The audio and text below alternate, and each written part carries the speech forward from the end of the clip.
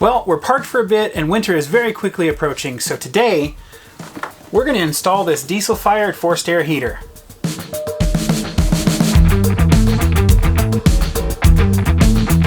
So one of the many benefits of building your home in a bus are these beautiful windows, but they have a downside, and that is they are not very insulating. You know, when we started this project, our idea was to travel with the weather and always be in nice climates and avoid the harsh weather. However, historically, that just hasn't happened. It somehow ended up in Kansas every single winter since we moved in the bus. And so this winter, we've decided to supplement our heat sources. Now, we do have these two mini split units that can heat up the house, no issue. However, just like in the summertime when we're operating off-grid and we're using these to cool the house, we can only do so for a few hours in the day and then we have to shut it off, let the battery catch back up, and so on. This is especially so in the wintertime when the days are shorter and the sun is lower in the sky, and so we're producing a lot less solar. Now when it comes to off-grid heat sources, the three I think most popular options are propane-powered, wood-fired, and diesel-fired. Propane systems are great, and we already have propane on board. However, one big downside to a propane system is that it puts moisture into the atmosphere, and that's not something that we want in this bus. Now, I know that there are vented systems for propane that take care of that, but those are a little bit more complex than what we wanted to do here. Wood stoves are amazing and probably the most powerful out of these three options. They provide dry heat, and really, who doesn't like the sound of a fire going, right? And the just overall ambiance that provides. Problem with that is they take up a bit of space, and for something that we're only going to need like maybe 1 month out of the year, maybe 2 months most, we just can't justify taking up that much space for something like that. And the last of these options is the diesel-fired forced air heater. Now these are great. They provide a lot of heat. It's dry heat, and they don't use a lot of electricity. They are 12-volt powered. They're very good on power. Diesel is readily available all over the place. I mean, the bus runs on diesel, so we can get diesel anywhere. And then these kits are awesome. When you buy these, they come with everything you need to install. There's a bag of all the parts and accessories you need. There's ducting. There's even the fuel tank that comes with it. These are also really inexpensive. I think we paid right around $100 for this kit, which is crazy considering all the things that come with this. By the way, this is not sponsored. Well, we've talked about the what, we've talked about the why, and now we're going to talk about where we're mounting this heater. And we've chosen to do so right here below this couch seat.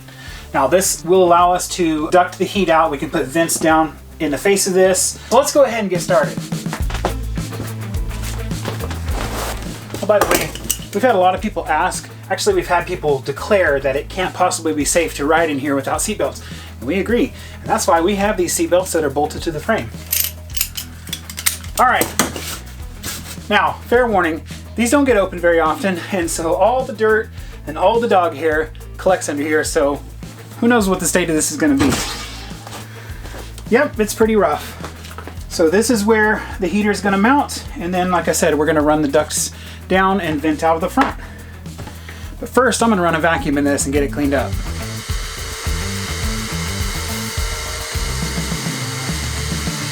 Okay, so to give you a better idea of how this is going to go, this is going to sit somewhere like that on this heater. You can see these two pipes.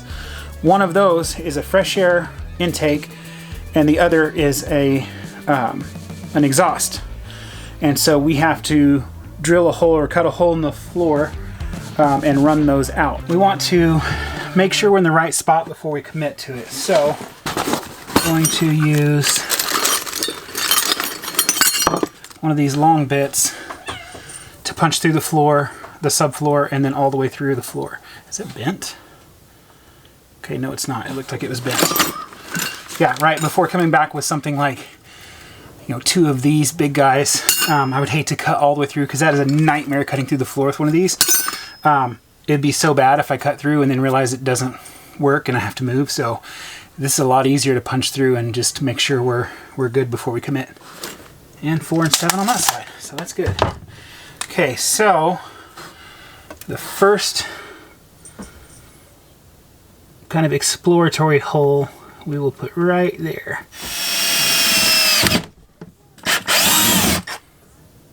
I see daylight. All right, so now what I'm going to do is just like run this all the way down. All right, so now we can go outside and see where this drill bit is poking through to make sure we're in a good spot. We've got plenty of room there. This is going to work. Let's do this.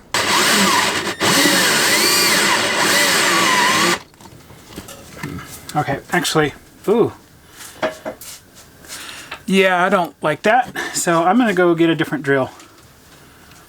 It's not supposed to smoke. Take two.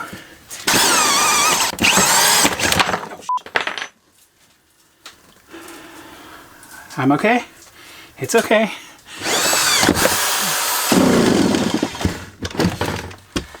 Yes! All right. Okay, so now I think, I don't know if I have to, but I think I'm going to cut through this and this. Does it literally not show? It doesn't show.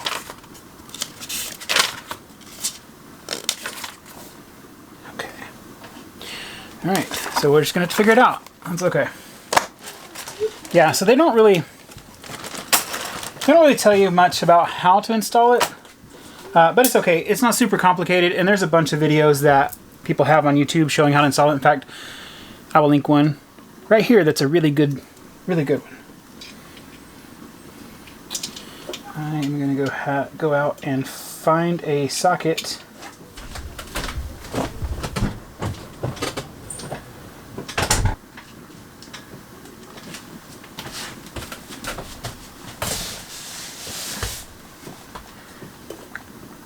Do your thing, honey. Like and subscribe.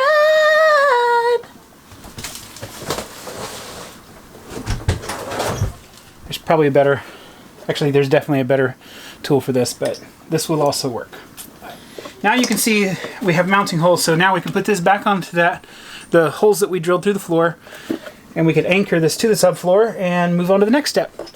Okay, so I'm actually not going to screw that down just yet, because we have to connect the intake line and the exhaust line and the fuel line and all that stuff before we want to like really commit to that being rigid.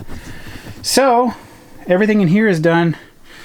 Now we got to go outside. So the first thing we need to do is mount the fuel tank. Now, like I said, this kit came with its own fuel tank. This is a few gallons, a couple gallons, I really don't know. But we're not using this. No, instead, we're installing this. This is a 12-gallon tank. There's nothing wrong with a smaller tank. It's just that we have an empty space where we can fit this larger tank, and this will allow us to run, if my calculation is right, we can run the heater on high for like almost 8 days on 12 gallons, if I'm right. I might not be right. I think right behind here is the empty space that I was talking about. So we're gonna have to clear out some stuff in here. But right in here about is where we will cut a hole and mount that fuel fill. Now, before we can mount the tank in here, there's a drain line from our laundry machine that kind of comes through and is kind of in the way. So I've got to reroute that. Obviously, there's a couple things stored in that empty wasted spot that I'm going to move out of there. And then we can mount this tank. So yeah, let's do this.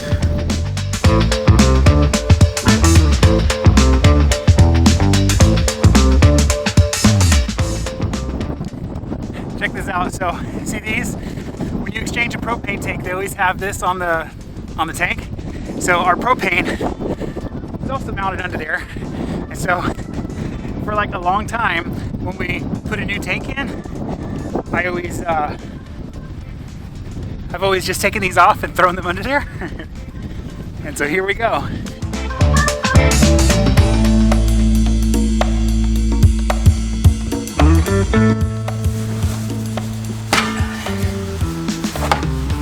Hey, look at that. Well, maybe I spoke too soon.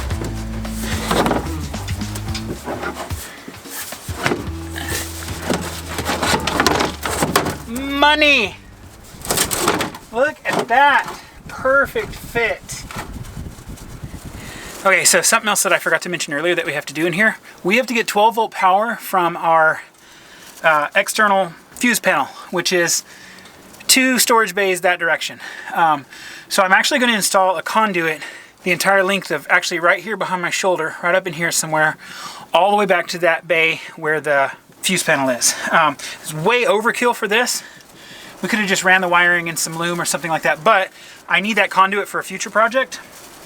And so I'm gonna run this wire inside that as well. So, okay, I thought I'd step back and give you a little bit of context. So right there in that first bay is where that conduit starts at, actually a little bit before it. So it's gonna run through the top of that bay and then into that bay right there, which is where the fuse panel is. Okay, here we go.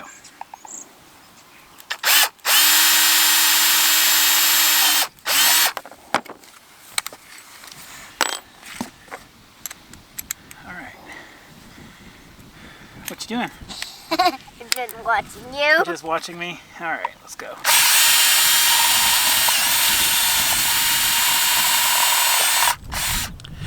Okay, I got the conduit installed, I got the box installed, everything looks good, but I realized that I missed picking up something from the store. So I'm gonna shut down, head to the hardware store, and I'm gonna be out of sunlight by the time I get back.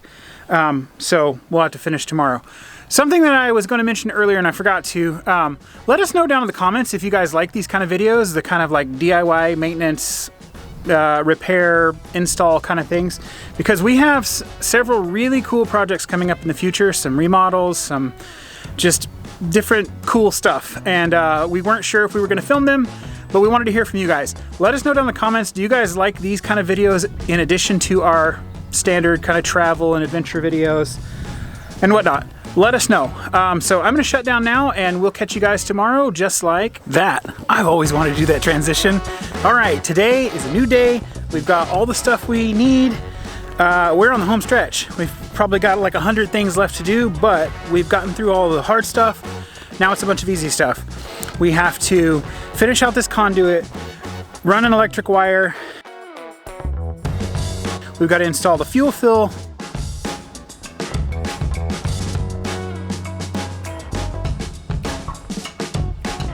We've got to anchor the fuel tank down. We've got to run the fuel line. We have to install the exhaust. Okay. All right, so now I'm under the bus. We've got the fuel line connected to the tank. We've got the electric line connected to the fuse panel. So what I'm gonna do now is I'm gonna pull the fuel line through and run it up through the floor. And I'm gonna pull the electric line through, run it up through the floor. And then I think we're done down here. I think everything else is done inside. Man, we're so close to firing this thing up.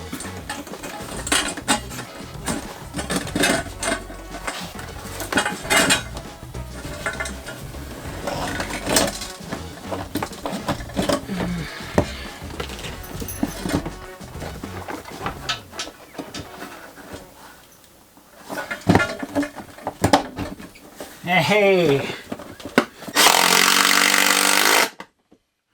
Okay, that is it for the main installation. I forgot there is one more thing I got to do, and that is cut a hole in the face of this couch to install the vent for the duct. Oh yeah, one thing I was going to mention, if you notice that I removed this fuse, this inline fuse from the power supply, I only did that because I'm running this to our fuse block, so it's being fused at the very beginning of the circuit. So if you're installing one of these, don't cut this off unless you're doing the same thing we're doing. So you don't want to burn your bus or house or whatever down. This is the control panel. I don't know how well you can see it, but we've got power. So I am going to start this up. You know, actually, I'm going to check the owner's manual. I'm going to make sure there's nothing special I need to do before starting this up.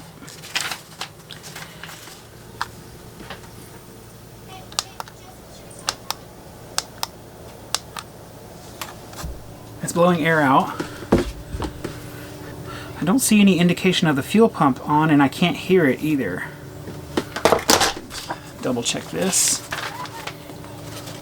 Oh, it's doing something. The sound just changed. I don't know if you guys can hear that. Oh, it's showing the fuel pump now. Sweet. You know what's awesome? I literally can't hear the fuel pump.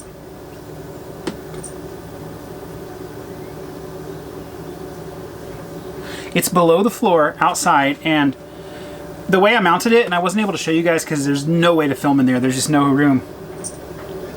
It's actually like fastened to some rubber hoses that run through. So there's no physical connection between the pump and like any of the rigid structure of the bus, so that tick tick tick sound won't resonate through. Yeah, I still don't hear it. And it's running. It's showing on here that the pump is running. Oh, that's cool. Okay, I'm gonna let this run for a second because it has to like, it's gonna have to run for a while to prime the fuel. The fuel tank's back there pretty far, so let's run outside and see if we can hear that fuel pump running. The fuel pump is on the other side of that frame rail. There is no way for you to see it, but if you listen close, you can hear it. Oh, that's awesome, because that means we've effectively killed the noise from inside the house, which I'm stoked about. Okay, so the fuel pump is still priming the system, and so I'm gonna let it do its thing for a minute, and while I'm waiting, I'm going to install the iPhone app and get it connected. I'm stoked about that part too.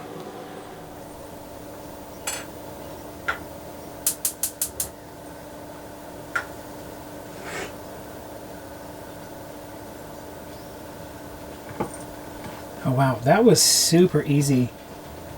I literally just downloaded the app and opened it up, and it scanned for the device, found it right away, and connected to it.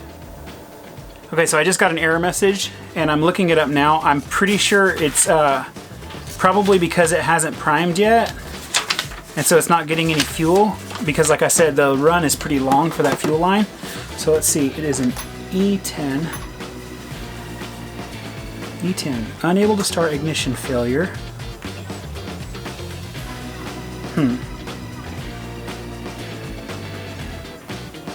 Okay. I'm not sure. Let me just restart it, see if that helps. Okay. It started back up, so I'm gonna run it again and see if that does it.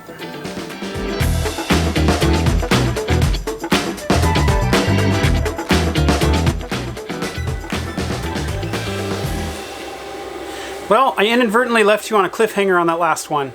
So unfortunately we couldn't get the heater to start, and it turns out all it was a low voltage issue. We got that sorted and it started right up. In fact, it's running right now. I don't know if you can hear it. That was a few weeks ago actually, and we've been running it ever since. We've had no issues with it. It works so well. I mean, it's 43 degrees outside right now, and we're looking at a toasty just over 73 degrees in here right now. So it is really doing its job, and that's the only thing running in this house right now. We love it, and it uses almost no electricity and uses such a small amount of diesel. Like, we were super, super happy with this install and the choice to go with this heater. If you made it this far in the video, thanks so much for watching.